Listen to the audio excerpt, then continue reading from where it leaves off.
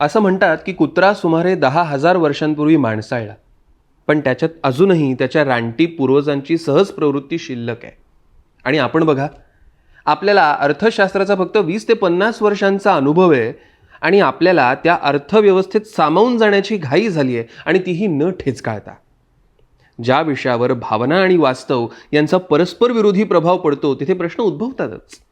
त्यामुळे पैशाचं जे करायला पाहिजे ते आपण का करत नाही याचं स्पष्टीकरण देण्यास मदत होते.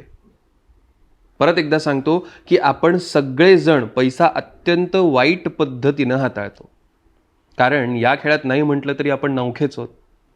तुम्हाला जी कल्पना वेडगळ वाटेल ती कदाचित मला फायदेशीर वाटू शकते. पण लक्षात घ्या, या जगात कोणीच वेडगळ नाही किंवा मूर्ख नाही. आपण आपल्या स्वतःच्या अनुपम्य म्हणजे एकमेव असणाऱ्या अनुभवावर विसंबून निर्णय घेतो, कारण त्या क्षणी ते अनुभव आपल्याला योग्य सल्ला देतात असं आपल्याला वाटत असतं.